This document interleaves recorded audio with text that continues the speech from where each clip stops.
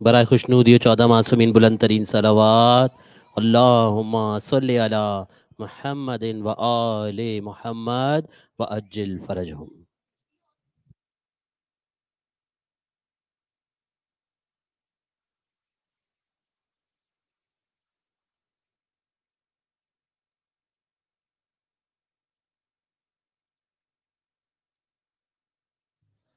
अमाल-ए-रमज़ान।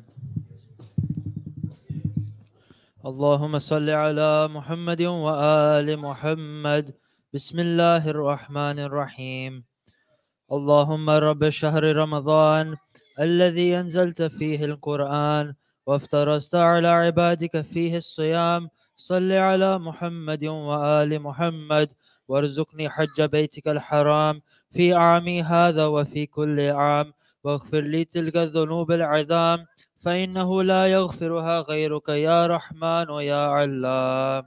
اللهم صل على محمد وآل محمد. دعاء افتتاح.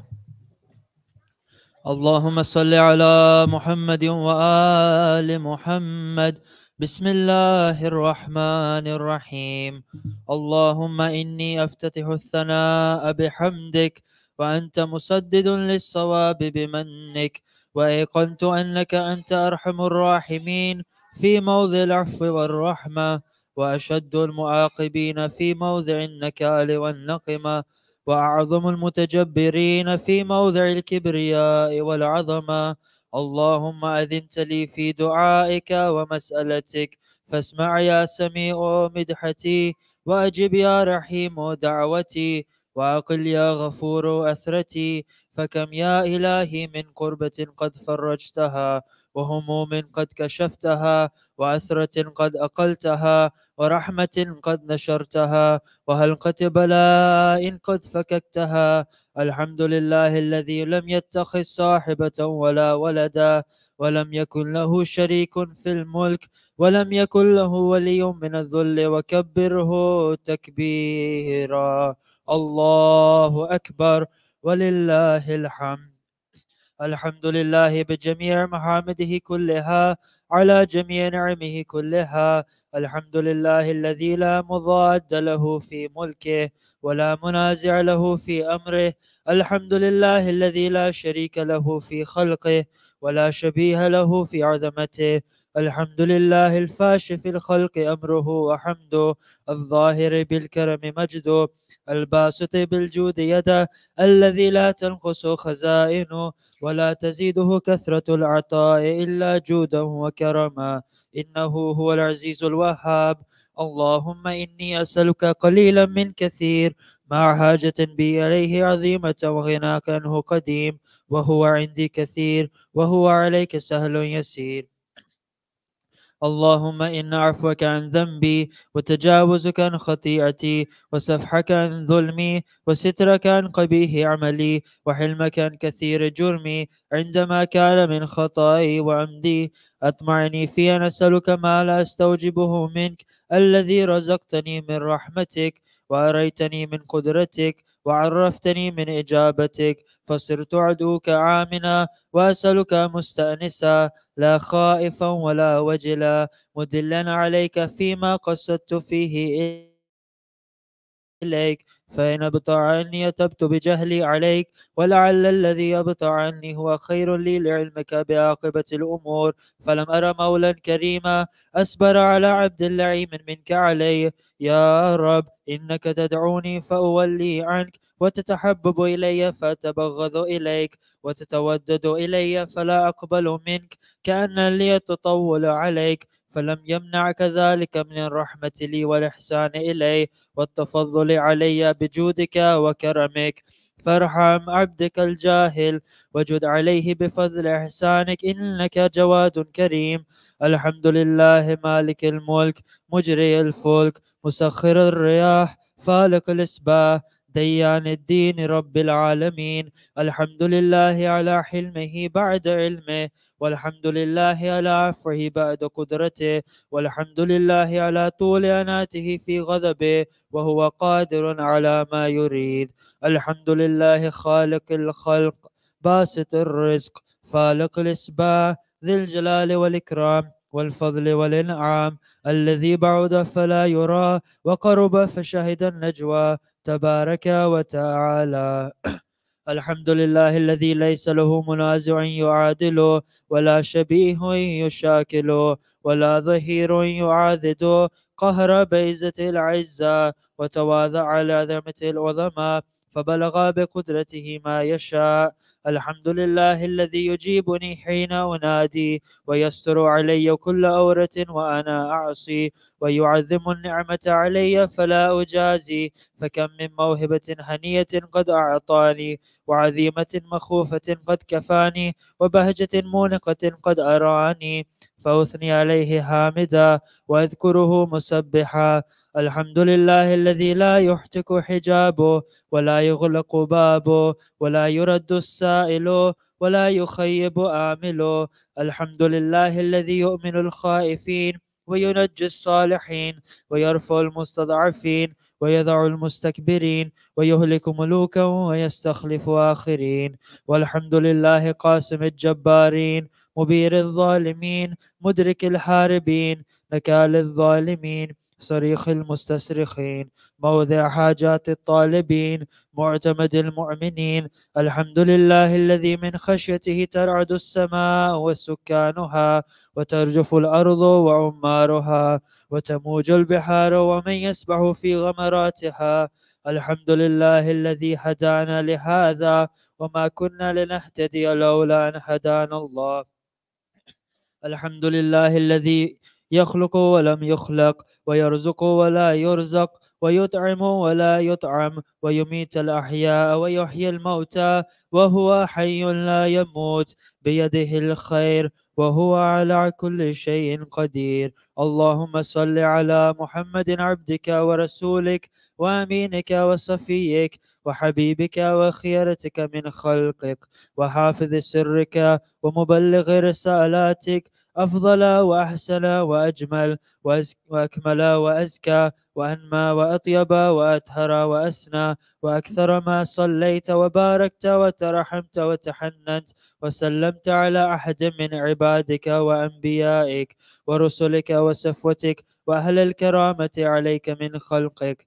اللهم وصل على علي أمير المؤمنين ووسي رسول رب العالمين، عبدك ووليك وأخي رسولك وحجتك على خلقك وآيتك الكبرى والنبأ العظيم. وصل على الصديقة الطاهرة فاطمة سيدة نساء العالمين، وصل على سبتي الرحمة وإمامي الهدى الحسن والحسين سيدي شباب أهل الجنة. وصل على أئمة المسلمين علي بن الحسين ومحمد بن علي وجعفر بن محمد وموسى بن جعفر وعلي بن موسى ومحمد بن علي وعلي بن محمد والحسن بن علي والخلف الهادي المهدي، حججك على عبادك وأمنائك في بلادك صلاة كثيرة دائمة.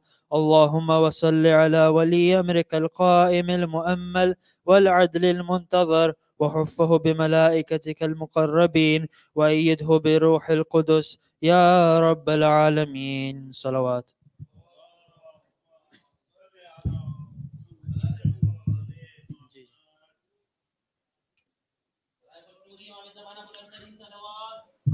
اللهم صل على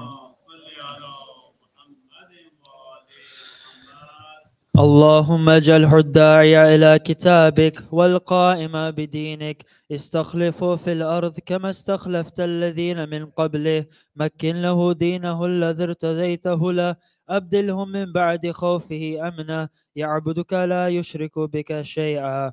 اللهم أعزه وأعزز به، وانصره وانتصر به، وانصره نصرا عزيزا، وافتح له فتحا يسيرا، واجعل له من لدنك سلطانا نسيرا.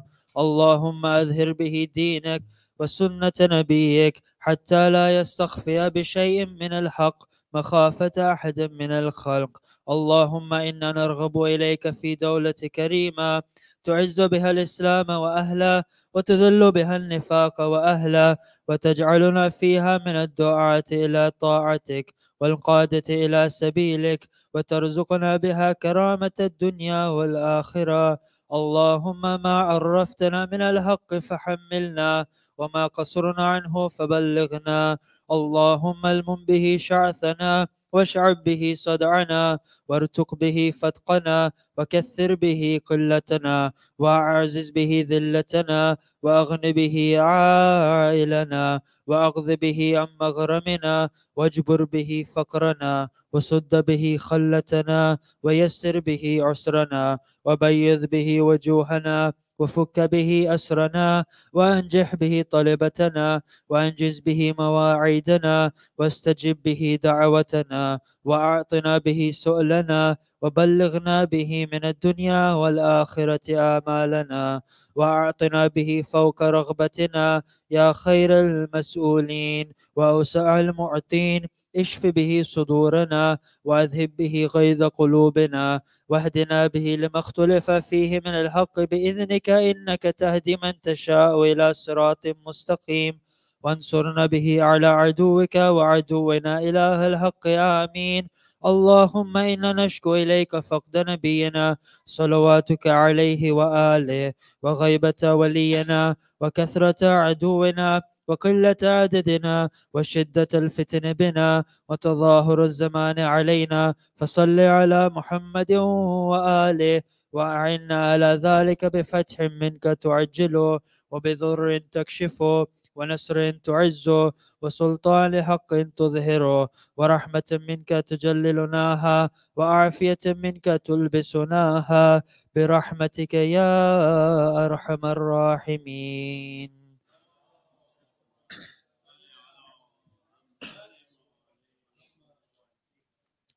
اللهم صل على محمد وآل محمد. بسم الله الرحمن الرحيم. اللهم برحمتك في الصالحين فادخلنا، وفي عليين فارفعنا، وبكأس من معين من عين سلسبيل فاسقنا، ومن الحور العين برحمتك فزوجنا، ومن الولدان المخلدين كأنهم لؤلؤ مكنون فأخدمنا، ومن ثمار الجنة ولحوم الطير فأطعمنا، ومن ثياب السندس والحرير والاستبرق فألبسنا، وليلة القدر، وحج بيتك الحرام، وقتلا في سبيلك فوفق لنا، وصالح الدعاء والمسألة فاستجب لنا، وإذا جمعت الأولين والآخرين يوم القيامة فارحمنا، وبراءة من النار فاكتب لنا، وفي جهنم فلا تغلنا، وفي عذابك وهوانك فلا تبتلنا، ومن الزقوم والذريع فلا تطعمنا، ومع الشياطين فلا تجعلنا، وفي النار على وجوهنا فلا تكببنا، ومن ثياب النار وسرابيل القطران فلا تلبسنا، ومن كل سوء يا لا إله إلا أنت، بحق لا إله إلا أنت، فنجنا فنجنا فنجنا. اللهم صل على محمد وآل محمد. بسم الله الرحمن الرحيم. اللهم إني أسألك أن تجعل فيما تقضي وتقدر من الأمر المحتوم في الأمر الحكيم من القضاء الذي لا يرد ولا يبدل، أن تكتبني من حجاج بيتك الحرام المبرور حجهم، المشكور سعيهم، المغفور ذنوبهم، المكفر عن سيئاتهم، وأن تجعل فيما تقضي وتقدر أن تطيل عمري في خير وعافية، وتوسع في رزقي، وتجعلني ممن تنتصر به لدينك، ولا تستبدل بي غيري. أعوذ بجلال وجهك الكريم أن ينقضي عني شهر رمضان، أو يطلع الفجر من ليلتي هذه، ولك قبلي تبية أو ذنب تعذبني عليه. صلوات الله.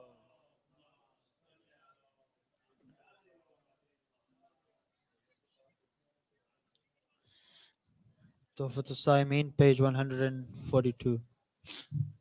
اللهم صل على محمد وآل محمد.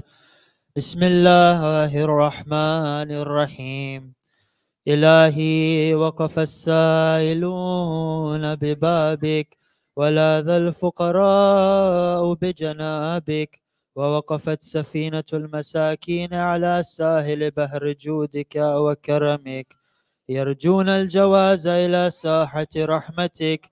إلهي إن كنت لا تغفر في هذا الشهر الشريف إلا لمن أخلص لك في صيامه وقيامه، فمن للمذنب المقصر إذا غرق في بحر ذنوبه وآثامه. إلهي إن كنت لا ترحم إلا المطيعين فمن للعاسين، وإن كنت لا تقبل إلا من العاملين فمن للمقصرين. إلهي ربح الصائمون وفاز القائمون ونجا المخلصون، ونحن عبيدك المذنبون، فارحمنا برحمتك واعتقنا من النار بعفوك يا كريم يا أرحم الراحمين. وصلى الله على محمد وآله الطاهرين.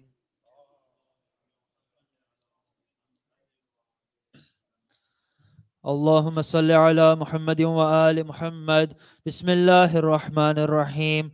اللهم ادخل على أهل القبور السرور، اللهم أغني كل فقير، اللهم اشبع كل جاع، اللهم اكس كل عريان، اللهم اقض دين كل مدين، اللهم فرج عن كل مكروب، اللهم رد كل غريب، اللهم فك كل أسير، اللهم اصلح كل فاسد من امور المسلمين، اللهم اشف كل مريض، اللهم سد فقرنا بغناك، اللهم غير سوء حالنا بحسن حالك، اللهم اقض عنا الدين واغننا من الفقر، انك على كل شيء قدير.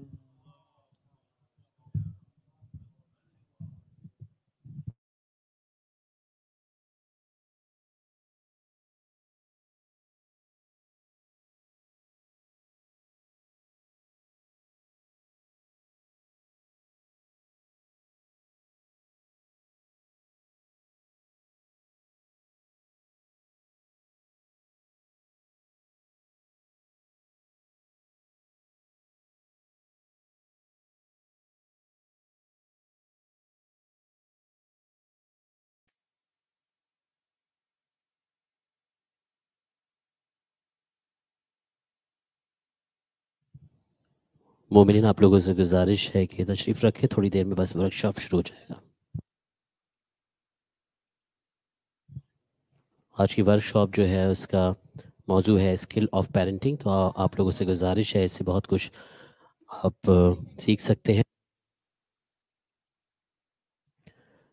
और इस वर्कशॉप में जो स्पीच है वो है शेख जैद अल सलामी की, सलामी साहब। और ये माशाल्लाह से एक अपॉर्चुनिटी हम लोगों के लिए कि माशाल्लाह से शेख साहब हम लोग एक साथ मौजूद हैं और आज की इस वर्कशॉप को हैंडल करेंगे।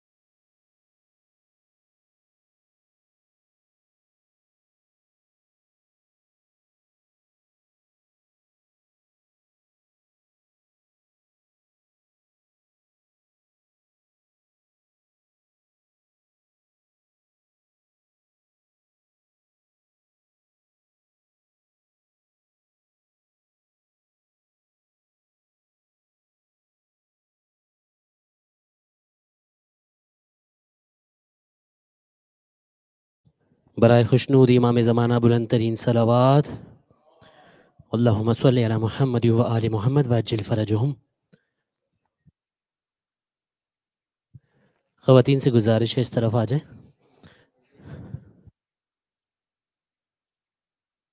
बराए खुशनूद मौला मुश्किल कुशा बुलंद तरीन सलावात।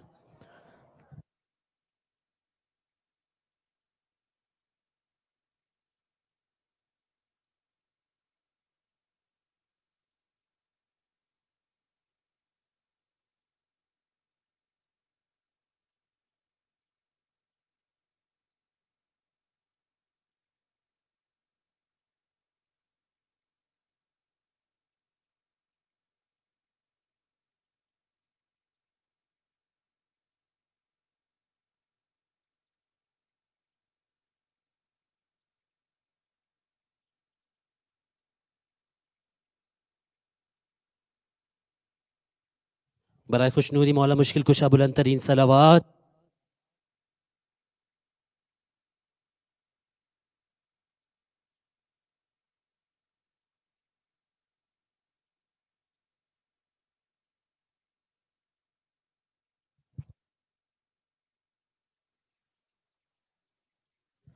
Alhamdulillahi Rabbil Alameen wa afdal as-salawati wa atammu at-taslim ala sayyidina wa nabiyyina wa habibi qulubina wa tabibi nufusina wa shafi'i dhunubina Abil Qasimi Muhammad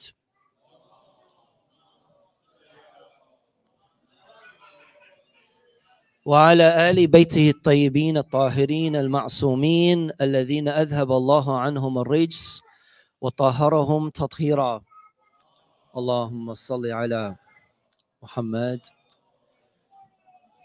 تقبل الله أعمالنا وأعمالكم. May Allah subhanahu wa ta'ala accept your fasting. If we could ask security to come and control the little kids, that would be good.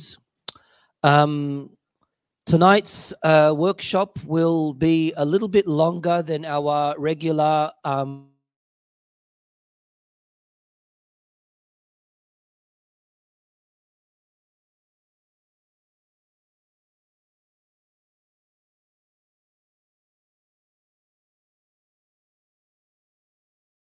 of you teenagers, young adults. I would say this is applicable to everyone, even if you don't have a child, even if you are too young. Everything I would say that I will be sharing with my brothers and sisters tonight are going to be applicable because we are all somehow involved with family members. We're all somehow interacting with people around us. We have siblings, we have relatives, we have neighbors, and therefore it really is important to pick up on this skill. And I stress on the word skill because unfortunately the biggest problem that we can see in our society is the assumption that raising of children and dealing with people around us is something inherent within ourselves, and it's not something that you necessarily need to learn. No, it definitely is a skill that we need to put effort in, that we need to invest in, that we need to try to make sure that we learn as much as we can, either through reading and studying and researching, or through participating in programs, courses, workshops, or at least putting some kind of investment into this area. I was reading a book from one of our esteemed ulama, and a question was directed at him where someone had asked him, when do you think we should start focusing on the tarbiyah, on the raising of our children? And the answer that he got was 20 years before they are born. 20 years before they are born. The major problem that many families, many parents are guilty of is they come to realize the importance of learning the skill of raising themselves and raising their children at an age where the damage has already been done, at a time where not much can be salvaged from how this son, how this daughter has evolved into. And that's why the approach that we need to take is we need to be focusing on raising our children even way before they are born. And if we were to do this, we would be more selective with our spouse. We would be more careful with who it is that we marry. We would be careful in what location we live in. We would be more careful in the tone of voice that we use, in the way that we conduct ourselves in the presence of others, even before we've thought about having children. The first and foremost issue that we know when it does come to, are they loud or is it just me? Am I too sensitive? Okay. I think we need security for the adults as well, not just for the kids. Something that is obviously very, very important is when it does come to raising of children, when they're at a young age, it's difficult, but it's easy to manage. The critical age is the adolescent age, the tween age, and the teen age. From just before hitting 13, that's the teen age, is from 13 to 19, right? And just before that, the tween age, the age of 10, 11, and 12, until becoming a young adult. Now, this age is critical because there are so many things that are happening to this young boy, this young girl, that are natural to them in their physical development, but also things happening to them on a mental, on an emotional level. And that's where it becomes very difficult to read a teenager. You as an adult tend to forget that you went past through this same phase in your life. But when you are dealing with a teenager boy, dealing with a teenager girl, you tend to forget that there were so many things happening, rushing through your mind, so overwhelming as far as your emotions and your feelings. It was very difficult for you to even be able to express yourself. Sometimes the way that you express yourself is also not commonly acceptable by you yourself, should you rewind the tape and see how it is that you reacted in that particular situation. That's mainly because of these mood changes, or mainly because of all of these things that are happening to you as a teenager simultaneously, all at once. And this is why even when it comes to Ahlul Bayt alayhim salam and the narrations mentioned by Ahlul Bayt, they talk about this age of fityah, this age of chivalry, this age of the shabab. Always you come across narrations from Ahlul Bayt where they say, Ya ma'shar al-shabab, O clan of youth, O young people. Of course, in the Holy Quran, there's also reference to that in regards to the people of Ashabul Kahf, the people of the cave. But the riwayat from Ahlul Bayt alayhim salam that speak about how to direct oneself in managing the affairs of young youth, it is mainly centralized around the ideological structure of the youth, right? Of the young teenager boy and girl, the ideology, so that they do not deviate away from the aqidah and the ideology of Ahlul Bayt. And number two, the moral conduct of a young teenager boy and a girl.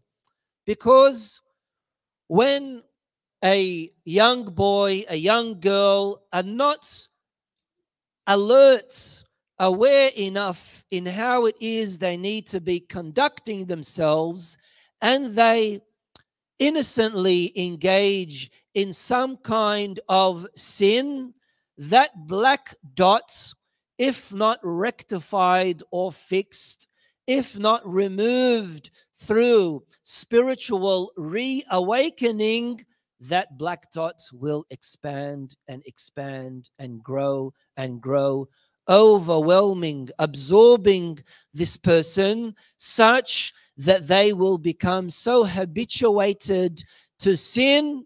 For them, it has become an area they are so desensitized to.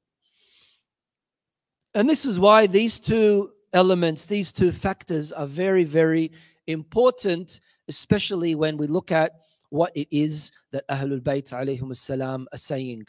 I'm not going to be reading word by word what's on the screen. So brothers and sisters, make sure you do the reading.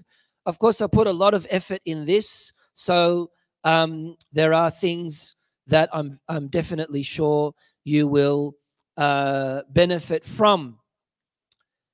When we do want to make that influence in the young boy, the young girl, when we want to, as a young boy, as a young girl, I want to make a change in how I am, I first need to understand who I am. You know, the narrations that speak about knowing yourself, self-knowledge, self-awareness, self-understanding, ma'rifatun nafs is very, very important. Once you are able to understand who you are, you'll be able to manage yourself in a better way. Why is it that all of us at a certain age continued to think, right, no one understands us? Why is it that when we were at a certain age, we always thought no one understands us, everyone is against us?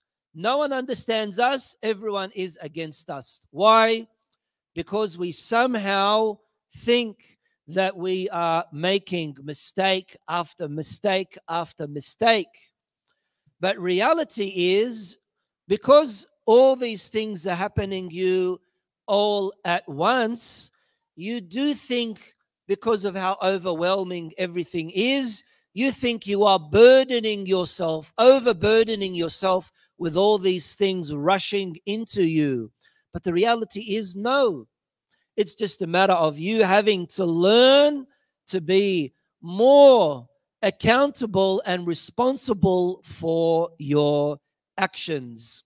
And this is why in teenage behavior, as you can see, these things are very, very common, right? Especially when it comes to that withdrawal from the family, you know, that you want to be more secluded. And I would say, to a certain extent, at times, that's a good thing, because every person needs some time for themselves, right? Especially when you're going through these hormonal changes and you having to deal with these mood swings and everything else. you do need some time for yourself. You do need some time for reflection, right? But if it's not managed, if you don't take care of how you need to be dealing with these things, if you don't manage it in the right way, it turns into something negative and bad.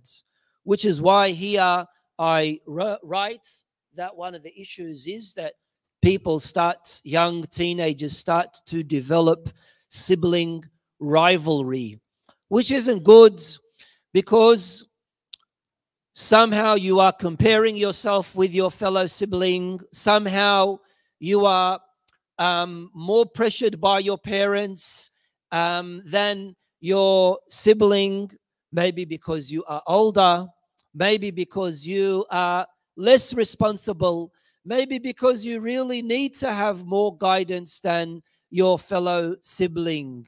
And it's not a matter of, you being targeted by your parents. But the worst thing that can happen, and that's something that I'm going to be speaking about in detail, is developing low self-esteem.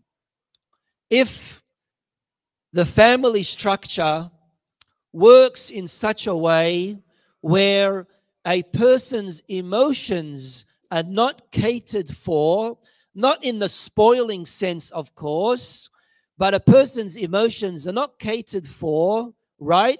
Then that will develop into a lot of mental health issues, low self-value, low self-esteem, and that is probably the worst crisis that we have in today's society.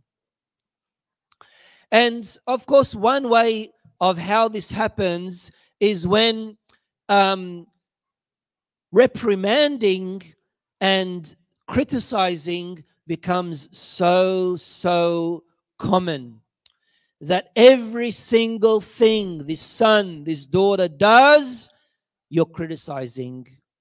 Every single thing that happens, there's something that you have to say. Whether it be the way they pour the tea, whether it be the way they tie their shoelaces, you as a parent, you have something bad, negative to say about everything your son and your daughter does. And that's very, very bad. In cases, we as parents really need to step back for our children to learn mistakes by themselves, from themselves. Sometimes you know that there is a pit right there in front of you that your son, your daughter will trip and fall down. Sometimes it's good for you to just step back and let that happen to them. Why? Because they will get up and they will be stronger. Which is also why we need to, pick up on these certain skills. I do a lot of camping. So one of the things that, instructors usually teach is, for young children, try not to hold their hand too much. Try not to hold their hand too much, especially if it's in rugged surface, in areas where there are rocks, for example, and climbing and hiking and things like that. Why is that? Because they need to subconsciously depend on their own judgments in where it is that they step. They also need to start relying on their own way of how they need to balance themselves. And that's why there are people who get older and they're still very, very clumsy. And that's also because you don't really have that level of strong balance that is required and necessary. Of course, in the issue of teenage behavior and how we need to understand these kind of things, there's a problem of the increase in the usage of social media, wanting to hide things, wanting to not share particular information. All of these things are really, really common and normal, but you have to know how to deal with it. Why isn't my son talking as much as he used to? Why is my daughter lying? She used to never lie when she was a young child. It's a different phase now. It's a different phase. Have you not heard of the narrations from Ahlul Bayt alayhim salam about the 3-7 phases, that the child for 7 years is a king, 7 years a slave, 7 years a minister, 7 years you leave them, 7 years you discipline them, and 7 years you befriend them. These things, again, are all handed down to us from Ahlul Bayt alayhim salam. Can we ask the brothers to either join us, or is it rude if I say go outside?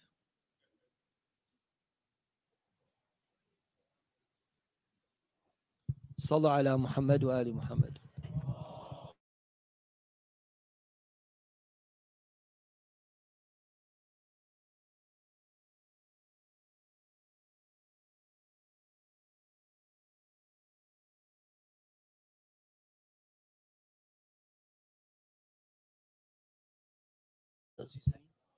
Oh.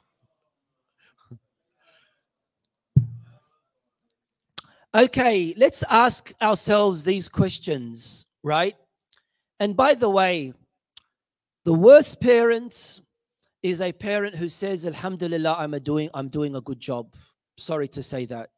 The worst parent is a parent who's overconfident. We all need to learn. Each and every one of us needs to pick up on things that we didn't know 3 days ago or 1 year ago. The best parent is a parent who keeps on trying as much as they can, not with guilt, not with shame, not with saying I'm a failure. That's also very bad. But for a person to say, oh yeah, I'm good, I've done this, I do that.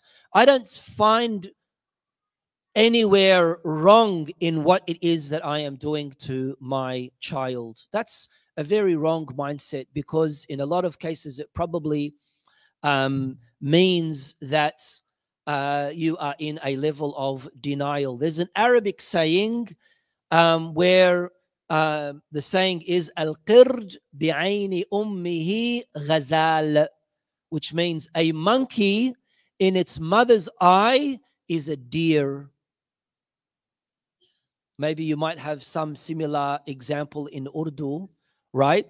A monkey in its mother's eye is a deer, right?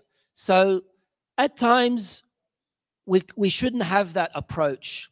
We always need to make sure that we look at things not with negative eyes, with critical eyes. How can parents balance their parenting authority when it comes to things like privacy? Every person is entitled to privacy. How do you do that? Do you allow your son to lock his bedroom door? Do you allow your daughter to have a password on her mobile phone? Do you give your son this? You yourself, do you allow this? And all these other things that, of course, are really, really important for us to evaluate and look into. Of course, one of the things that is really, really important is picking up on how we need to address these things.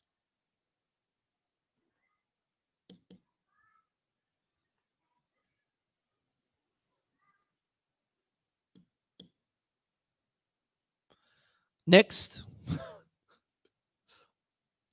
can we have Allahumma salli ala Muhammad. Muhammad. Anyway, can someone come and... It's not changing. The slide isn't changing, Hajj. Okay, good. So communication is really, really important. And of course, when it does come to communication, your tone of voice plays a very important role. Should you be soft? Should you be loud? Should you be over assertive? Should you be giving minute details in your instructions? Is micromanaging good? Is being a helicopter parent, if you've heard that expression, is that a good thing? Right? How do you deal with them? Do you deal with a young child just because the young child is a little bit smart or intelligent? Do you deal with them older than their age, or do you deal with them at their age? If it's an older teenager, do you speak to him or her the same way as you speak with a younger child? This is, of course, really important in how we need to approach these things. The beginning, I'm just throwing out to all of you many questions. So these are all questions for you during our session, inshallah, to think of, to contemplate of, and hopefully, inshallah, we will be able to address all of them.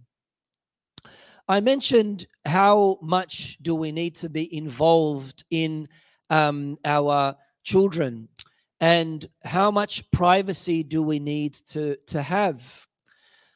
I am of the opinion that privacy needs to be there, obviously, for everyone, for women more than men, due to the fact that, for example, women have more private issues related to them that men are not, privy of. So everyone needs to have privacy, but as a child, are you entitled to a level of privacy that absolutely nobody needs or is entitled to know of? Definitely the answer here is going to be no. You are entitled to your privacy, and of course that's very, very important, and nobody has a right, even a parent, to violate that privacy. For example, you've got a diary and you like to write down your feelings in the diary. That shouldn't be read by anyone, even if you don't lock it up in a safe. But me as a parent, I might be seeing something that is concerning for me, and I come to you and I say to you, what's going on? Can you talk to me? Why don't you talk to me? If you don't want to talk to me, speak to Uncle Ali, talk to Auntie Fatima. But still, he's not opening up, she's not opening up. This is when you're going to have to bypass the privacy of the child and try to find out what is going on. Have they become madly in love with someone that they no longer think right? Are they experiencing bullying at school that, they're too scared of to speak to you or to the teacher about, and they're boxing their feelings? All of these things really, really need to be addressed in the right way. Even when it comes to having a mobile phone, I'm going to be speaking about that in detail, but I would say, and this is something that you as a parent can share with other parents, inshallah, in our interaction that we have, I would say the worst decision for a parent, is to give a child a mobile phone under the age of 15 or 16. I don't believe a child is of that level of maturity for them to be able to have a mobile phone of any sorts. Mobile phones have made our lives easy, but they've also made our lives miserable. Is it not something that I'm sure many of you have experienced, that if you don't answer the phone in the second or third ring, right, the first thing that rushes to mum's mind or dad's mind is you've been run over by a car, you've been kidnapped and they're selling your kidney in the black markets, or something of really, really bad, negative kind of, just because you were probably in the bathroom or probably busy with work or school or something like that. So although we think that mobile phones have made our lives easy,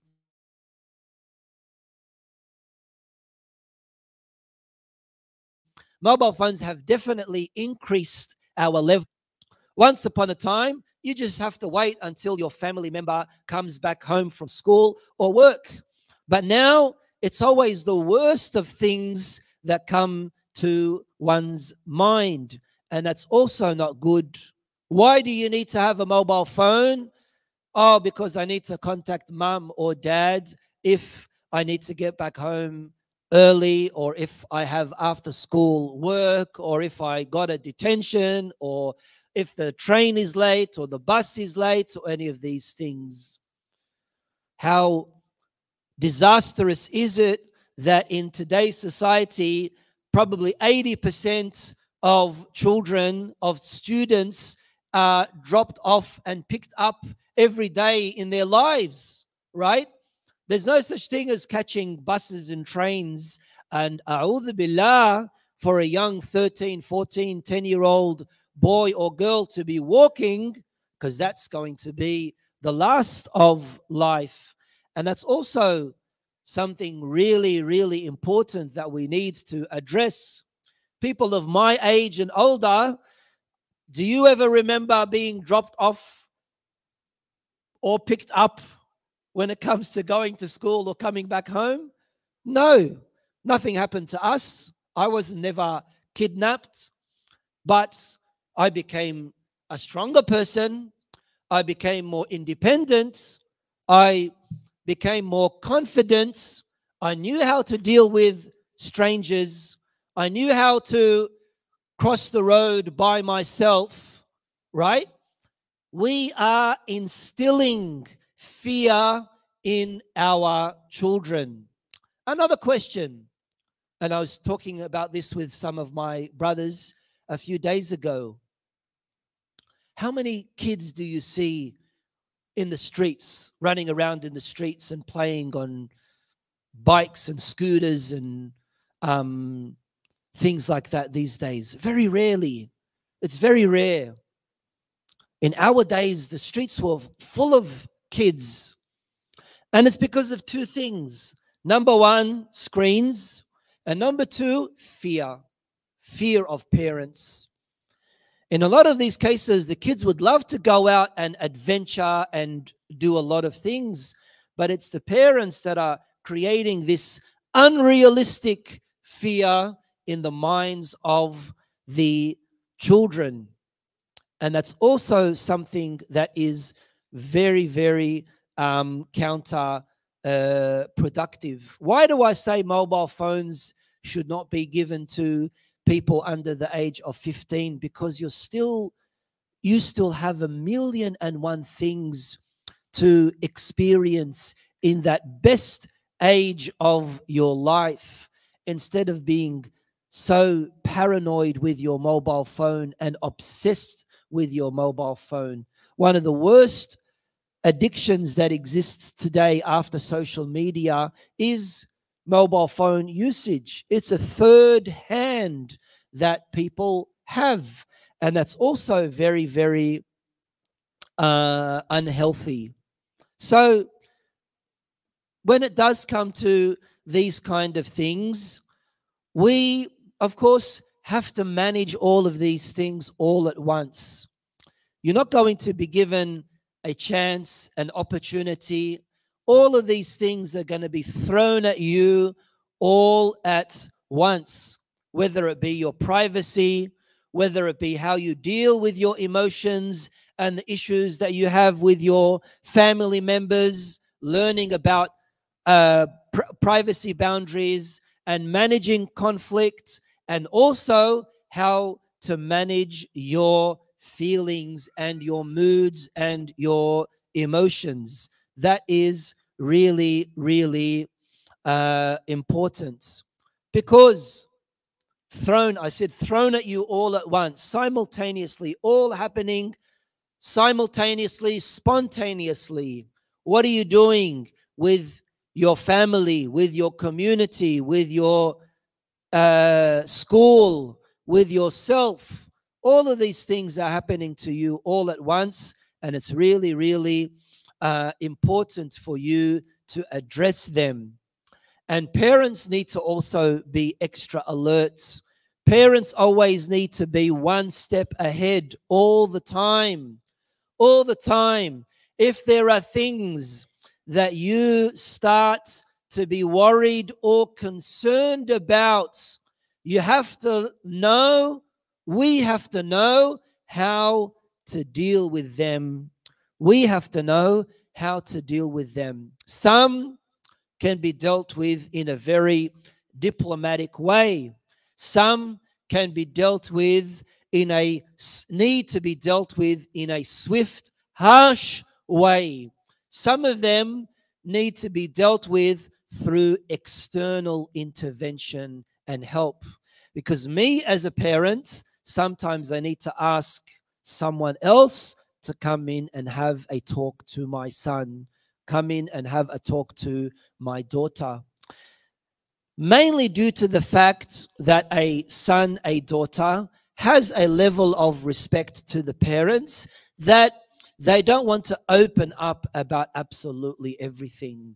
So you as a parent always need to have an external parent system. What do they call it? A godfather, a godmother, someone who you can rely on, who can come in and step in. Do these things necessarily need to happen for you to need to take measures? No. Sometimes you have a feeling. If you have that feeling, act upon it. Because in most cases, parents and their instinctive feeling, in most cases, parents and their instinctive feeling turns out to be right. So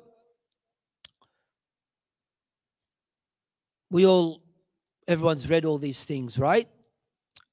And these are things, of course, that could be of different levels, who broke the plates. That is a lie, right? But something of a worse lie is when, for example, the person does something illegal, does something haram, and tries to cover up with it. So a lie is a lie. But how do you deal with a plate being broken and him saying it wasn't me that broke it? And how do you deal with him, for example, doing something that is illegal or haram and saying to you that, no, I didn't?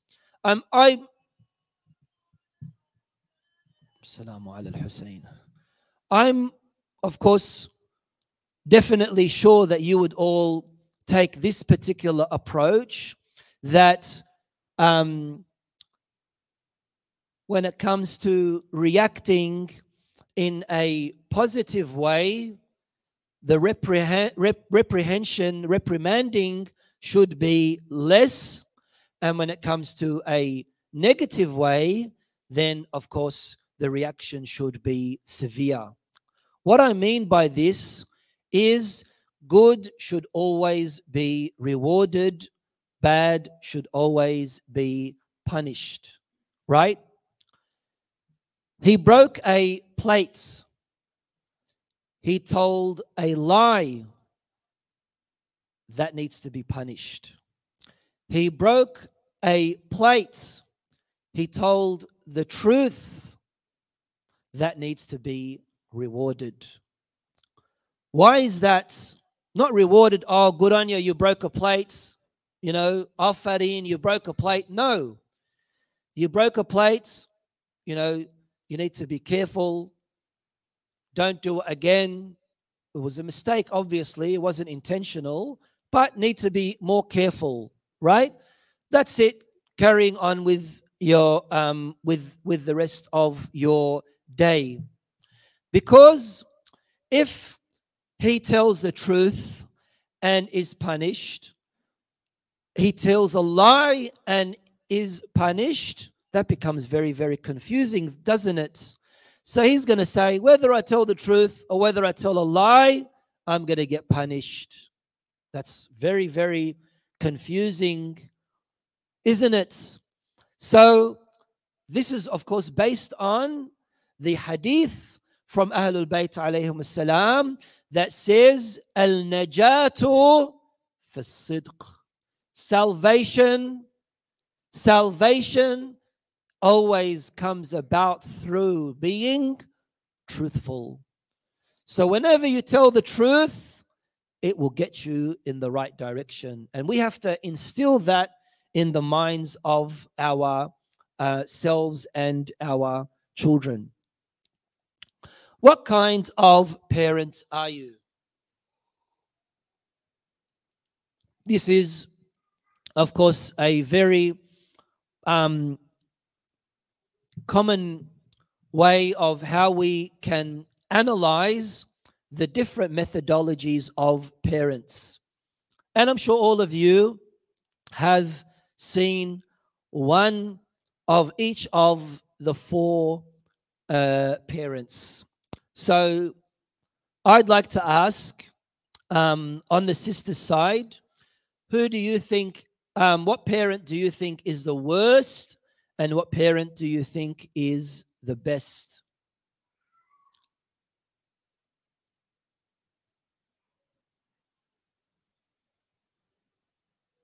Sorry? Which one's the worst? Uninvolved. Okay. And the best? Authoritative. What about the brothers? What do you think would be the worst? Same, uninvolved. No one thinks authoritarian.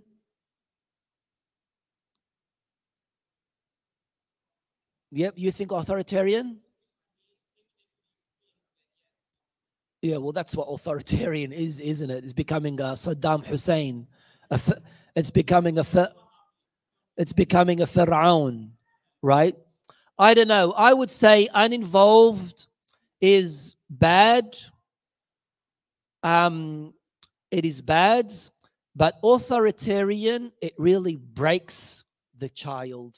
It really breaks the child. That kid doesn't have anything anymore. He can't function. He or she can't function anymore because he's degraded and humiliated that person so much that the person doesn't even have any self-value because he's always being slapped down.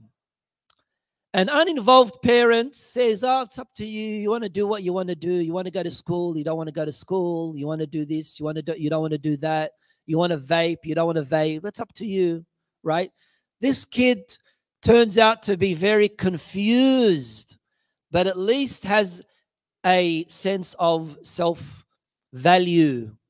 Whereas an authoritarian parent, unfortunately, and we see a lot of this, dictatorial parents. There's a hadith from Rasulullah sallallahu alayhi wa alihi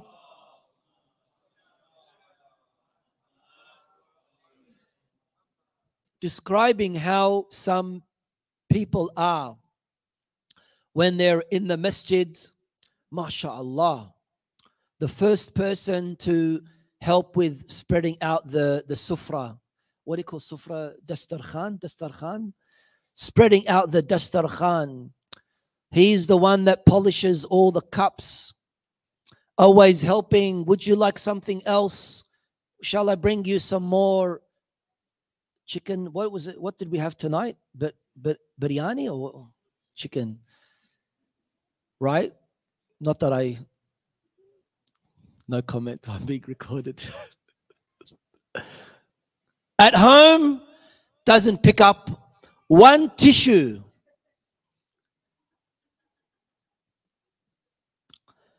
In public, smiling, happy. At home, grumpy, angry. At home, he really is a Fir'aun. And we do have those kind of people, unfortunately, where they become so authoritarian in their homes.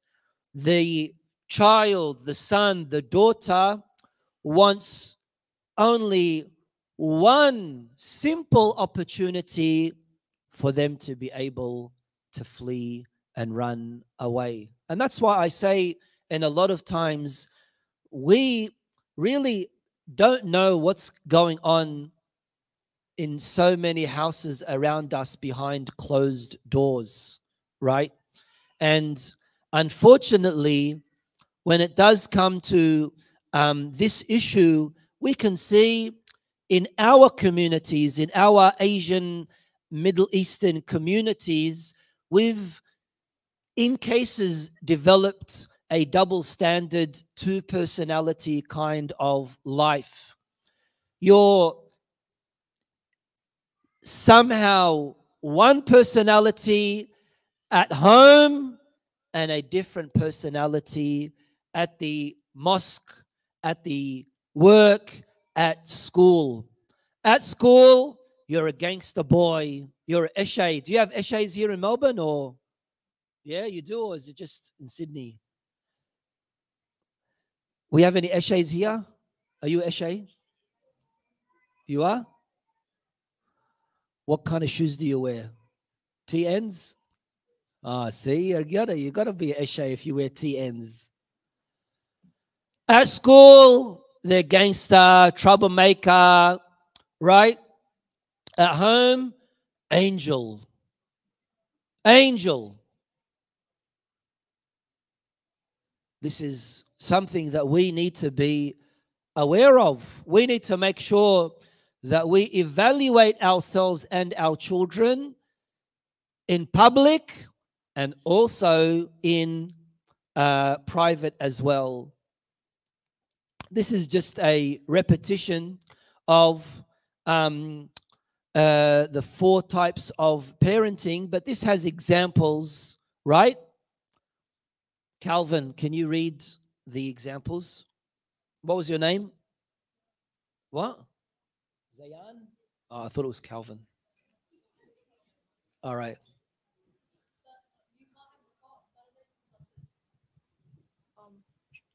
Sure, borrow the car whenever you want. You can borrow the car after you've picked up your sister from soccer practice.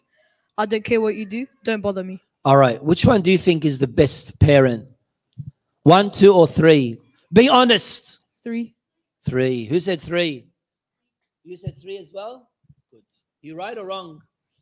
Who was going to say something else? What were you going to say? What were you going to say? 2. Why? Don't know. Oh, because he's a Too good mature. father, huh? Huh?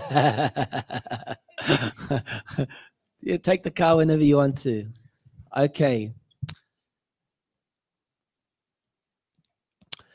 This is why when it comes to parenting, and this, addresses, what was your name? You forgot? What? Muhammad Ayan. So Muhammad said number 2, which is pretty much you can take the car whenever you want to. So a question that we really need to ask ourselves is that, is a good parent a parent that tells you or allows you to do absolutely everything? Is that a good parent? No, that's the worst parent. Is a good parent a parent that says, that doesn't allow you to do anything? No, that's also a very bad parent. A parent is one who lets you do things based on what is going to benefit you, and doesn't let you do things based on what you should not be doing. Just because there is something that you want, it doesn't necessarily mean that it is something that you need, right? That's why there's a difference here between needs and wants. Who needs an Xbox 2? What's the latest Xbox? Is it 2 or what is it? XXX? Where'd you get that from, man? Is that like a Melbourne thing? PlayStation 5, is that the latest one? All right. Do you need a PlayStation 5 or do you want a PlayStation 5? Who needs a PlayStation 5? Put your hand down. There's a difference between needing. Oh, my doctor came. Doctor. My doctor came. Assalamu alaikum, doctor. Dr. Saab. He's ignoring. Why is he ignoring me?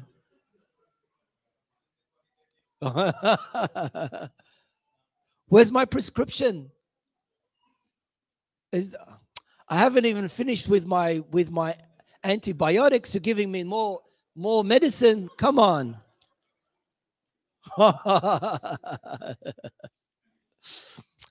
Okay, there's a difference between needs and wants. Do you need to play Minecraft and Roblox? Or do you want to play Minecraft and Roblox? Want. So, me as a parent, sometimes I need to tell you that there is a difference between what you need and what you want. And I am responsible to teach you something to prepare you for the real life. When you're 25 and 30, if you don't learn what no means from now, when you're 25 or 30 years old, you won't know how to deal with someone or something when you're given the answer no. And that's very, very scary. And that's what ends up, some person ends up becoming a narcissist person, a zalim, an oppressive person, a tyrannical person, a selfish person, a self-centered person, because all they're thinking about is what they want, not caring about what it is that they need. And that's very, very bad. What about responsibilities and chores and duties? It's really important for us to learn responsibility. How many of you younger boys and girls, we don't have a lot of girls here, but a lot of boys, mashallah. How many of you fix and do your bed every day in your life? Don't lie, huh? It's Ramadan. It's Ramadan. Every day, put your hand down. Thank you. Every day? Good. What about you? How many times a week? 2 days. How about you, Calvin? How many times do you? Never done in your life? Rare occasions. See? Yes. Mashallah alaik. Mashallah alaik. Learning responsibility is really, really important. My kids, from a young age, I would make them in the nighttime to take the rubbish out. Number one, it's teaching them simple, basic responsibility of being someone who contributes to basic chores in the house. Number two, don't be scared what's happening in the nighttime. Monsters, they don't come out on the weekends, only on weekdays, right? You don't need to be scared of the dark. Don't be scared of the dark. These things are really, really important. I got rid of them a few weeks ago. Chickens and at home, for two reasons. Number one, to feed them the leftover food that we have, because I'm very sensitive with leftover food. And number two, teach kids responsibility in how to deal with a living animal, right?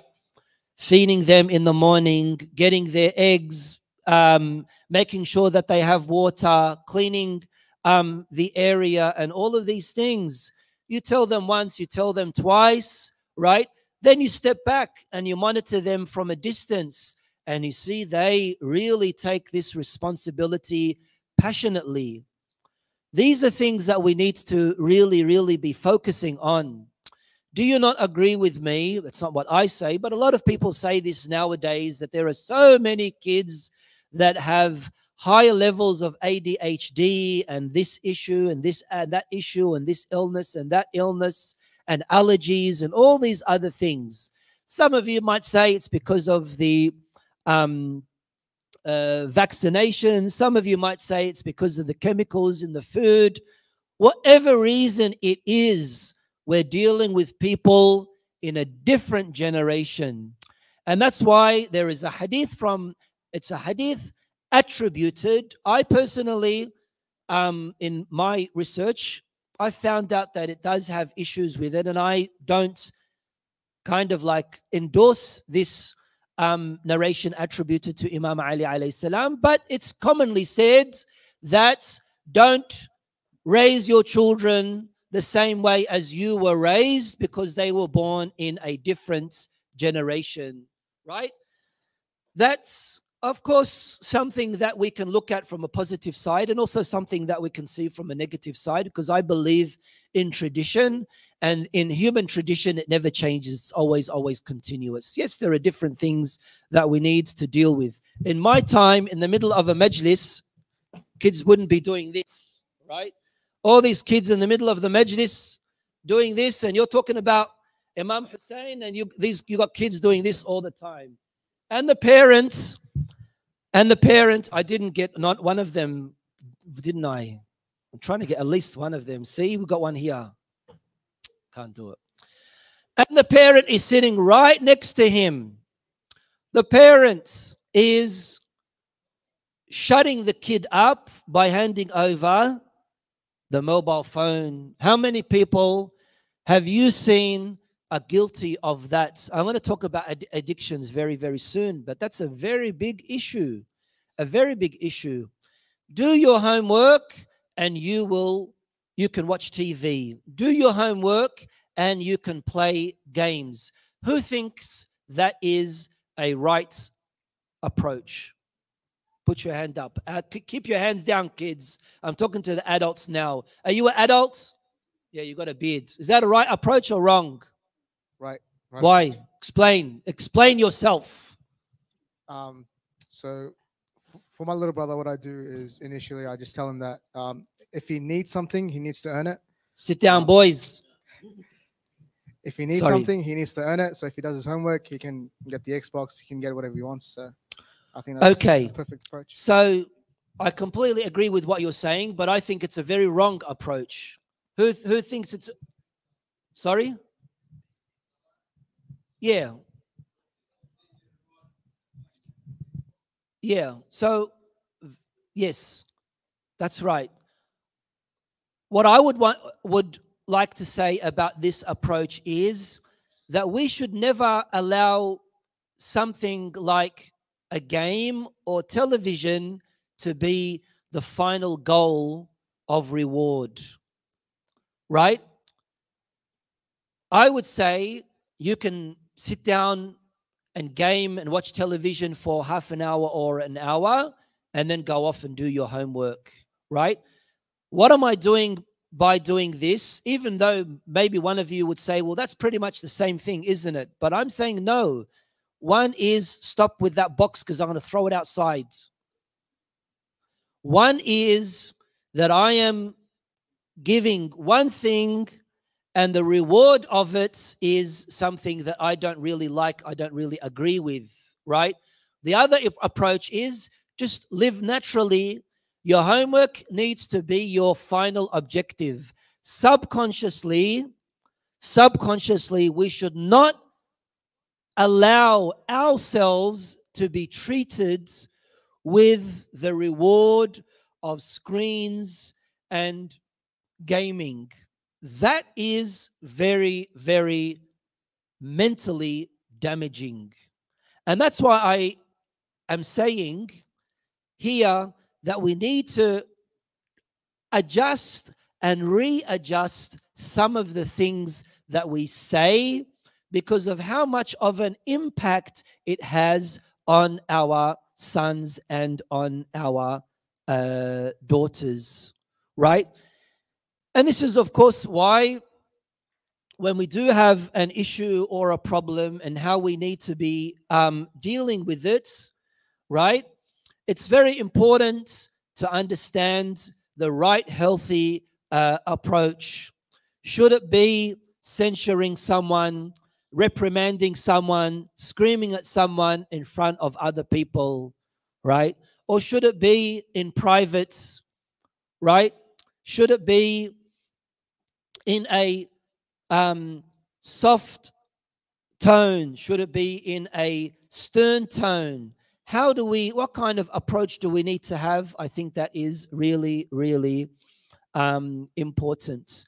And that's why a good parent is a parent that gives limits, makes the boundaries clear and not gray, right?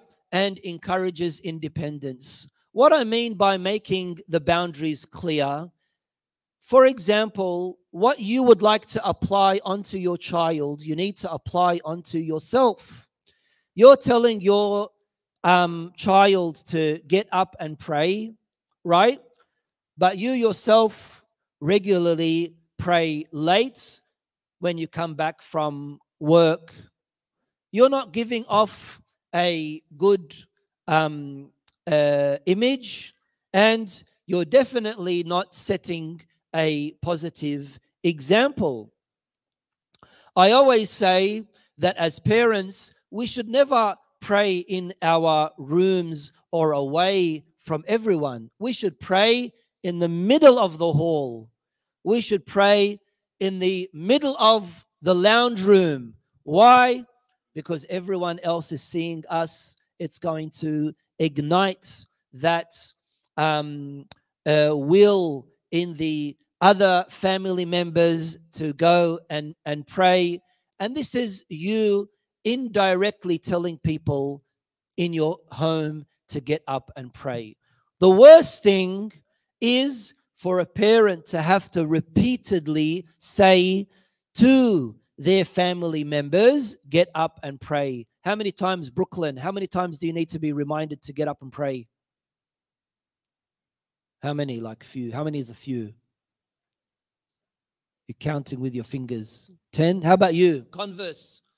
How about you? How many times? Don't lie, huh? It's Ramadan. A lot?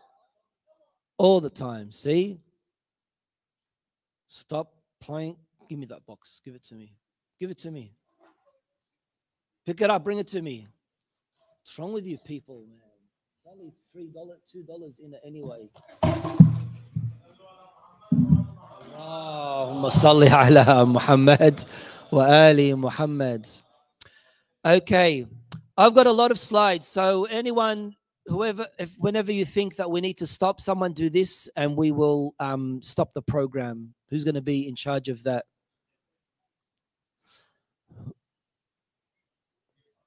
Ahsan, you're going to be in charge of that, or you're the notorious person? So you're easy for me to abuse anyway. So, okay. This is going to be really good because teens who are raised by good parents, positive parents. And when I say good parents, I don't mean cool parents. I mean parents who are serious, parents who are really, really focused on bringing out the best of their son or their daughter by making sure that the son, the daughter is good at school, always engaged with others, more respectful, being more responsible, and everything else.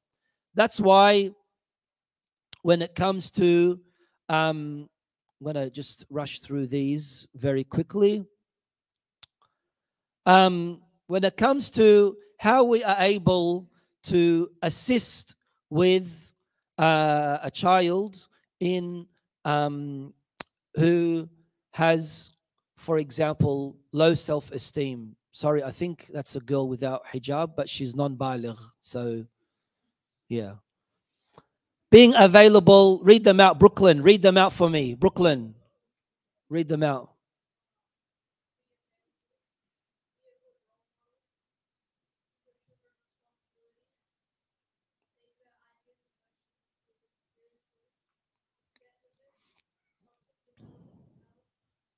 Good.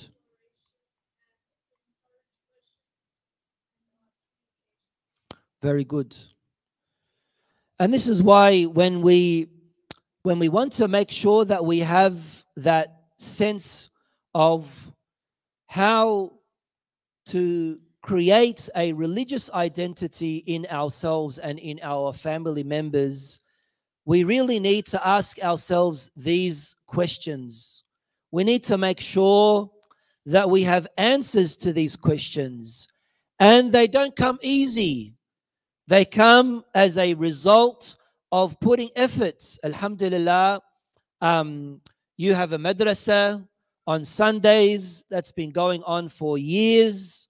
I remember probably about, I don't know, about maybe 20 years ago when Panjatan was, the school was here in the center. I came here a few times and taught, probably about 20 years ago maybe.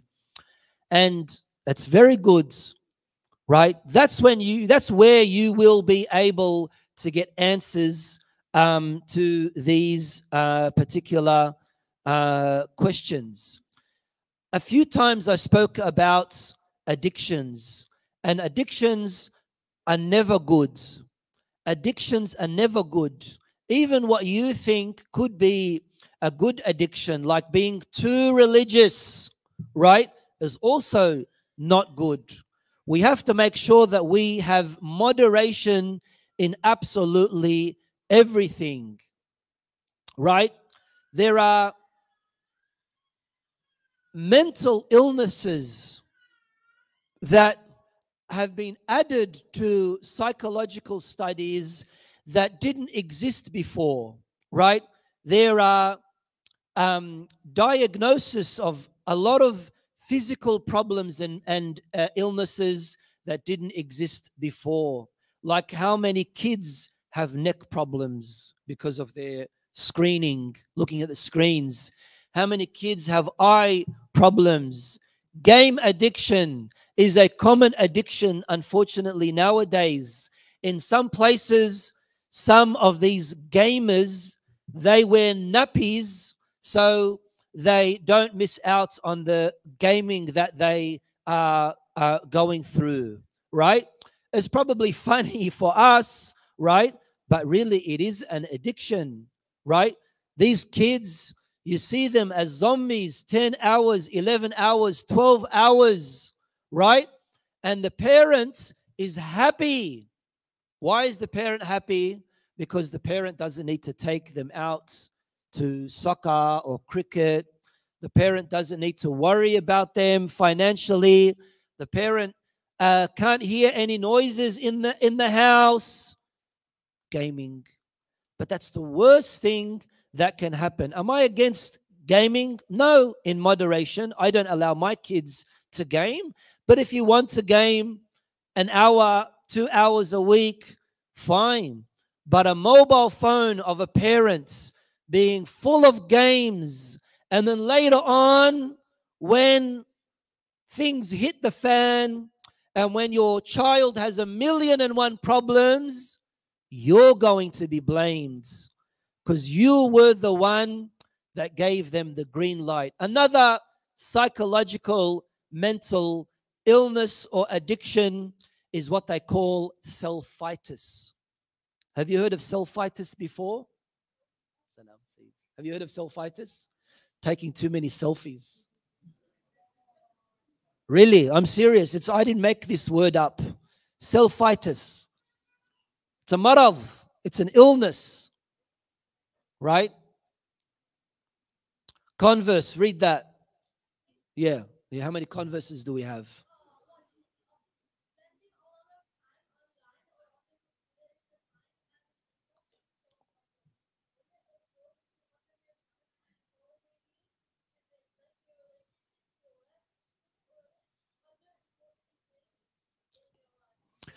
What do we need to control? We need to control our identity, who you are. Who you are at home and who you are at school, you need to be the same person. Don't be two different people just because you want to hang around with the cool crowd or because you want to please somebody. No, be who you are. Be proud of yourself. Be proud of your culture. Be proud of your heritage, right? Number two, being bored. You know, how many times do we hear this from our children? I'm bored, I'm bored.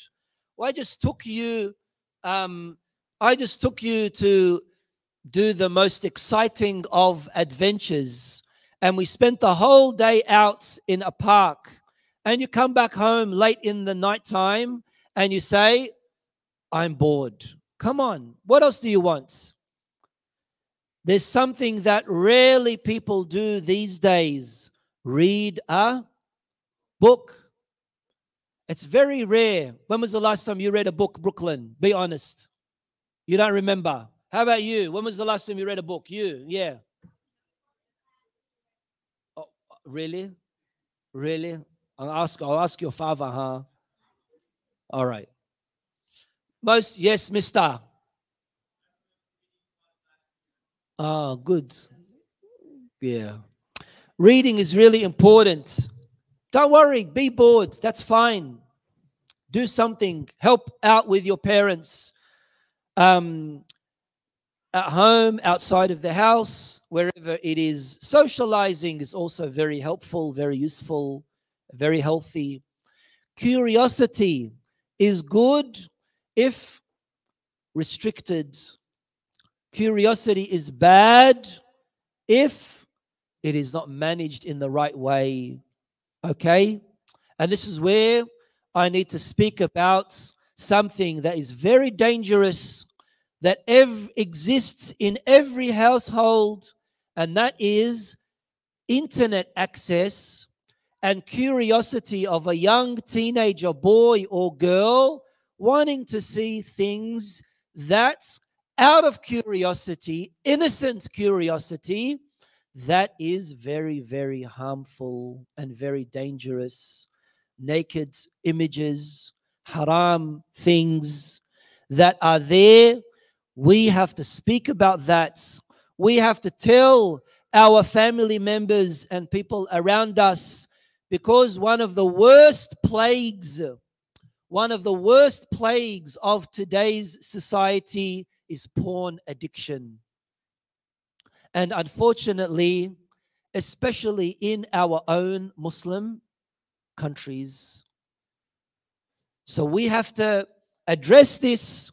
We can't keep on being shy and not talk about these things, because that is the one thing that will drain you from your spiritual, moral self.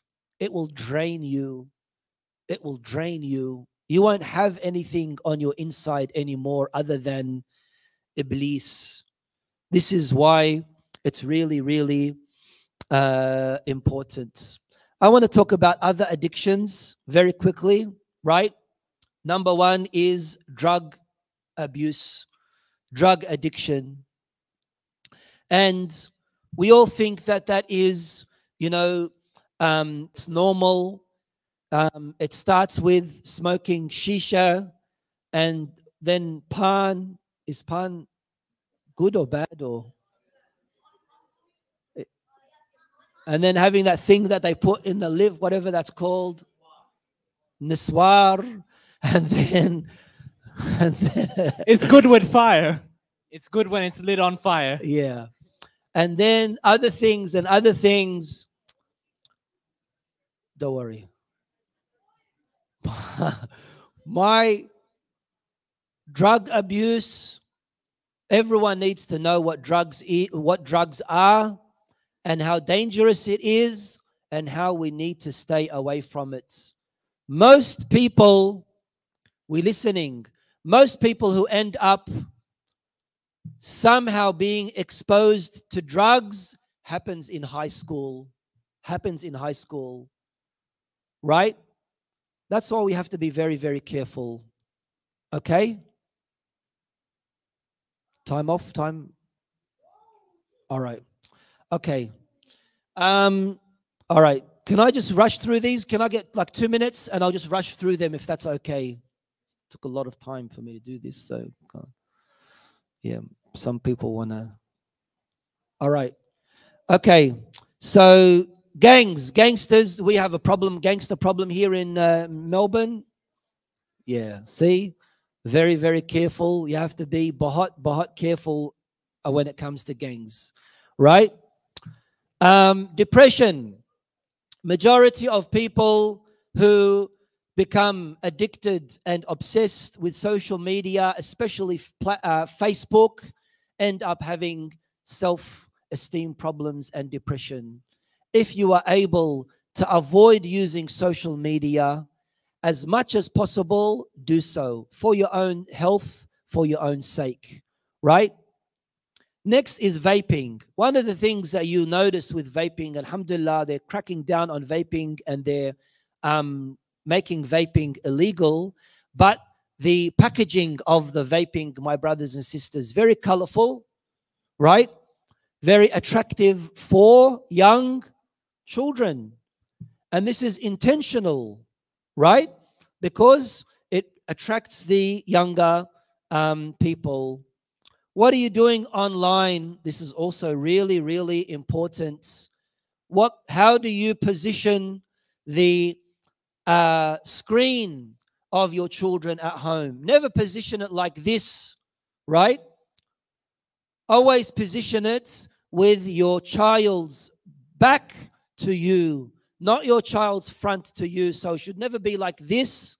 It should always be like this. So your child's back is to you and not your child's face to you, right? These are things that we need to pick up on. No need to have passwords on mobile phones, right? And me as a parent, I say that to my child. I say, look, I don't have a password on my mobile phone. You shouldn't have a password on your mobile phone. I'm happy for you to check my mobile phone right now. Are you confident enough without deleting anything to show your mobile phone to me? People know about all these things, incognito and all that other stuff. But if we create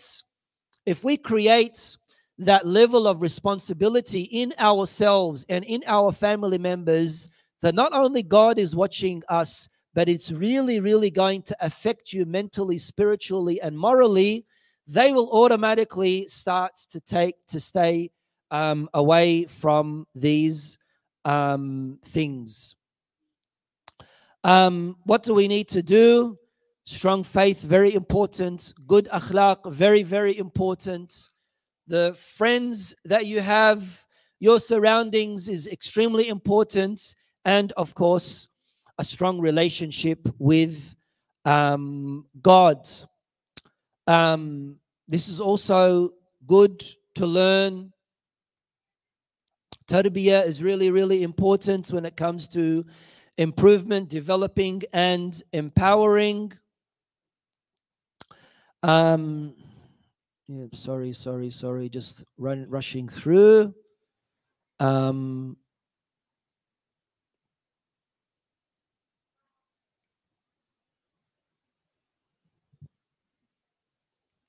Okay, that's a verse I wanted to speak about. I think we will leave it at that. Walhamdulillahi Rabbil Alameen. Wassalatu wassalamu ala Sayyidina Muhammad wa alihi tahirin.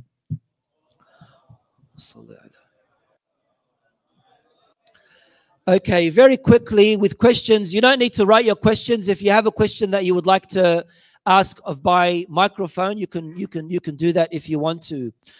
Do living in a joint family system affects the self-esteem and personality of a teenager? If yes, how to deal with it? Of course, when there is a large household and the household is chaotic, there's less level of privacy.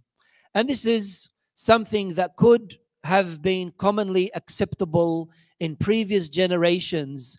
But in today's kind of society, everything is about individualization. Everything is about you. Everything is about learning independence and becoming independent. And that's why I think that in a large family, everyone living under one roof, as good as that may be traditionally, but if it does affect the personal growth and privacy of any member of the household, it's definitely going to be counterproductive.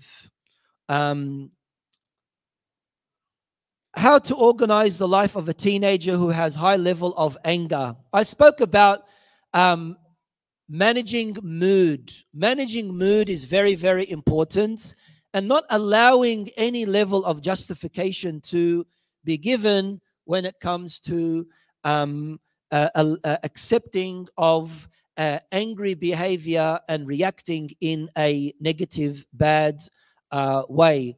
Anger is not only limited and confined to young teenagers, it's also something that adults are unfortunately guilty of as well. Why do you think Andrew Tate is a bad role model? I didn't even mention Andrew Tate today. Who's asking that question, man? Andrew Tate is the worst role model. Assalamu alaikum. How to say no or discipline a child during the first 7 years. First, come and join us.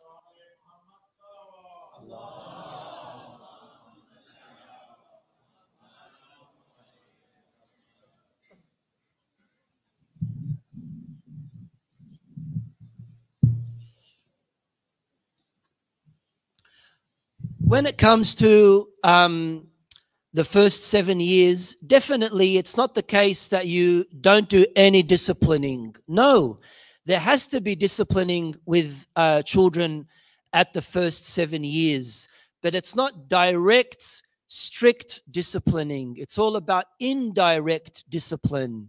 So it's about speaking with them based on the mental capacity that they have, not giving them something beyond more than what it is that they are able to mentally comprehend at that particular age. So the 777 rule that we spoke about, that we've derived from Ahlul Bayt alayhim salam, definitely does not mean that in the 7 first years there's no discipline, there's no tarbiyah. No, that's not the case. And even in the third 7 years and onwards, we have to discipline ourselves and our children all the time. We have to be on our children all the time, as strong and as possible, but making sure that we deal with it based on their mental comprehension and that capacity that we have. Any brothers have any questions? These are all from the sister side. Is it about Andrew Tate or?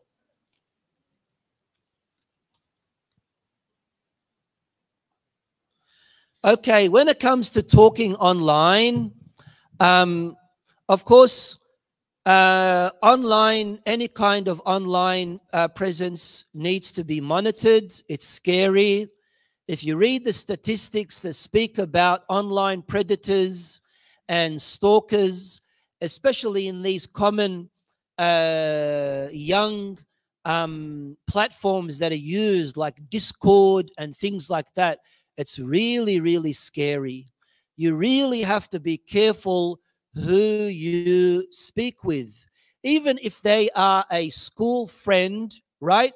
They might be sharing something with you that you know that is not good, it's unhealthy, it's un-Islamic, it's something that's going to get you in trouble, right? So you need to be keeping your online communication as limited as possible and with as much monitoring as can be. How should you act around your parents? Of course, parents have the highest level of respect. We always need to make sure that we deal with and treat our parents in the highest level of respect all the time. I think we'll get Samahat Sayyid to answer. Entire year I'm answering. Today you are here. Well, 365 days I'm here. So today it's your chance. Sure. Inshallah. We want your barakah, Sayyid. We want your I'm contribution. receiving barakah today. Inshallah. Bismillah. From a parents, no, mashallah, all the men's, they're perfect parents. There's no questions from the men's or comments. You don't need to ask a question. You can have a comment if you want to. You can add something. If anyone wants to share an experience or something, that's also, you want to say something, please. Said, can you give him the microphone? Huh. Some of our kids, they study in the schools, like Sunni schools. They teach them like, how to pray namaz in their own way. And they ask them a lot of questions. They are out of our faith. So sometimes our kids, they don't know how to react. Some of them do react. Some of them don't react. Yeah. They talk them a lot of things about the sajdaga. Yeah. And sometimes they call them cookies, cookie Shias, so cookie Shia. Yeah. Say, where's your cookie? So they don't know how to answer. Yeah. And sometimes I can't answer. So can you put some light on them, make them understand? I have two kids. They study in the same school. I have a opinion about our children going to Sunni schools. Some might disagree, some might disagree. School is all about education. School is not about indoctrination. So if we've made the decision that our child goes to a Sunni school or a Catholic school or a normal public school, they shouldn't be in the position of wanting to prove their religion and disprove the other religion. They should also try as much as they can to avoid confrontation so they don't become stigmatized, so they don't become criticized and picked on not only by the other students but by the parents as well. A lot of parents have told me that their school sheikh insults them and says very, very bad things in the presence of the students, the Shia kafir and things like that, and bullies the student himself. Right? So don't take a turba, a sajdagah to school. If you can, don't pray at school to avoid all of these things. Pray their way and then come home and pray your way. Because if you're only one or two in the whole class or in the whole school, and there's absolutely nothing that you can do about it, right? Then you're not going to ruin the future of that month or that year by being bullied and picked on, and then the teacher finding out that you're a Shi'i and failing you, and which I have experienced some parents from going through. So if a parent chooses to take his children to these kind of schools, which is a good thing, let them keep their Shi'i identity as private as possible. That's my perspective. That's my opinion. Yes. How do we? Safe? Just, yeah. What do you mean? Be safe. Can you repeat the question, please? How can we be safe? Yeah. It's a very, very general question. Like, what do you mean? How do we be safe? Don't talk to strangers. Is that what you mean? Yeah, like don't talk to strangers. Randoms. Yeah. From a mother, one major issue I face when we say things in Urdu, the kids don't understand the same way. Also, they talk to us only after word-to-word translation comes up. How do you deal specifically with fathers getting angry and think that their son is disrespecting him, hot-headed father. So in regards to the first side, first part of this question, when it comes to our language, whether it be Urdu, Arabic, Farsi, whatever language it may be, that is a language that we need to preserve for our children. It's very, very important for us to communicate with our children in our mother tongue. However, when it comes to me wanting to convey an important message, I should not be so stubborn in forcing my child to understand that language that he or she did not grow up with, insisting that they have that same level of comprehension that I have. That's critically dangerous, especially when it comes to matters of religion. In serious issues, I need to convey that message in the language of my child. Even the Quran says, وَمَا أَرْسَلْنَا رَسُولًا إِلَّا بِلِسَانِ قَوْمِهِ لِيُبَيِّنَ لَهُمْ. And we have never sent a messenger except with the language of his people to explain to them. So we shouldn't be that strict and stubborn, right, with our mother tongue, insisting on wanting to force them to speak that language, as good as language is. But if I have a issue related to deen, related to aqidah, related to religion, related to discipline, related to school, related to something serious, I can't convey it in a language that they are not fluent in.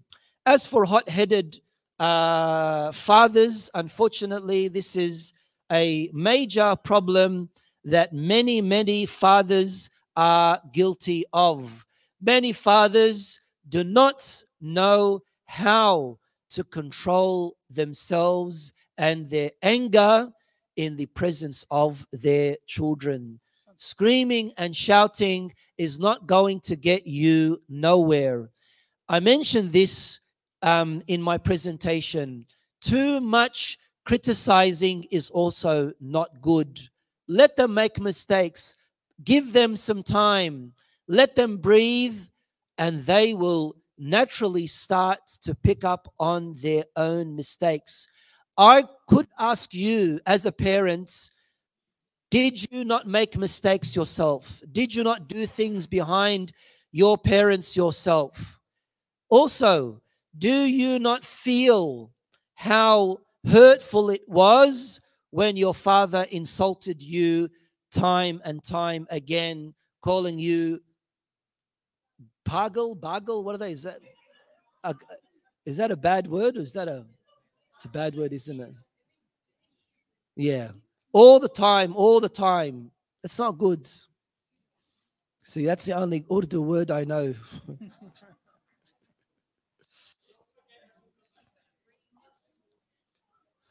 Okay, so what happens if families fight? I spoke about this yesterday, that there were 4 things that we need to develop in Shahr Ramadan. Number 1 is Quran. Number 2 is a relationship with God. Number 3 is infaq. And number 4 is silatul arham. I mentioned these 4 things, and I said one of the mysteries of our religion, Islam, is why is it that God has made silatul arham on the same level, family, observing kin and relations and ties with family, on the same level as all of our other wajib ibadat like salah and saum and hajj and zakat. And one who severs ties with family members is considered a major sin. Keeping ties with your family members will give you a longer life, as the hadith says, and it will also increase in your rizq. Cutting off ties with your family members will give you a shorter life and will cut away from your rizq. Did you have a question? Sheikh, just want your opinion on, especially in Western world, we have seen parents where both parents are working, and especially parents with young kids, and the kids are being kind of ignored, and they are either in childcare all day for 5 days. And similarly, we have also seen examples of children of parents who are elder parents, where they are in palliative care or are homesick, but their children who are themselves married and have young family, and they are working full time, both husband and wife, and they are ignoring their parents. So both sides, I mean, their own children as well as their parents, if they are in that older age where they need palliative care as well. We have seen a lot of examples over here. So any comments?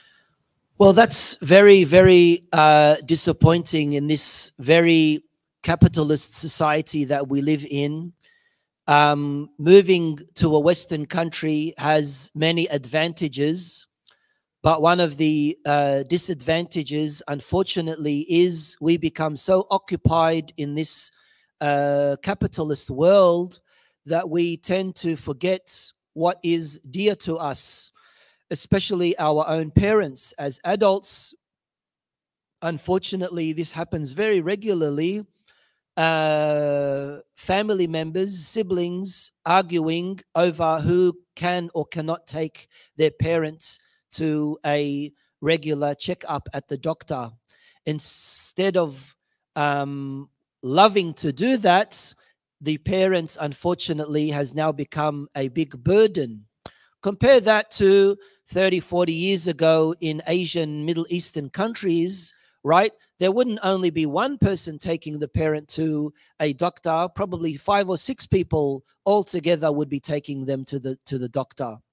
And this is the capitalist society that we live in, that sacrifice, that ultimate sacrifice that we are making is not only, unfortunately, letting go of our values and our principles as far as the integrity of a household, but giving a mother a greater burden, not only in raising the children, which it in itself is a full-time job, but her having to go out and earn a living so she and him can meet up to the requirements of repaying the finances for the mortgage. That's devastating. That's sad. And that is definitely affecting households and children.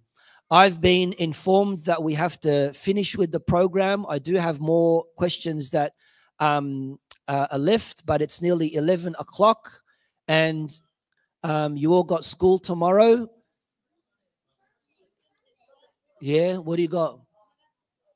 Yeah, see, so you got school tomorrow, Ba'ad. You got school tomorrow. So probably we'll have to postpone this for next Friday, inshallah.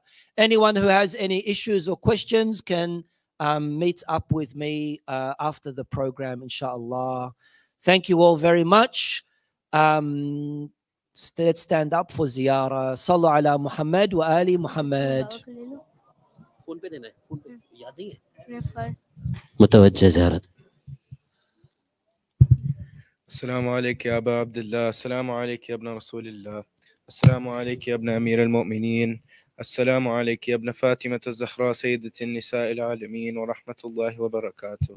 السلام عليك يا غريب الغرباء، السلام عليك يا معين الضعفاء والفقراء، السلام عليك يا شمس الشموس وأنيس النفوس، السلام عليك يا مدفون برز التوس، السلطان العربي والأجم وأسيران كوفة شام ورحمة الله وبركاته.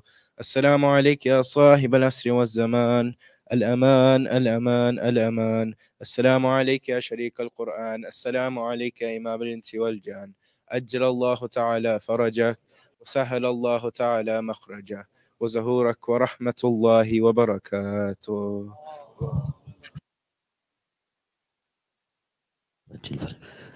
हज़रात मोमिन कल 7:30 7:30 पे कुरान ख़वानी से आगाज़ होगा। आप लोगों से गुजारिश है शिरकत फरमाएं।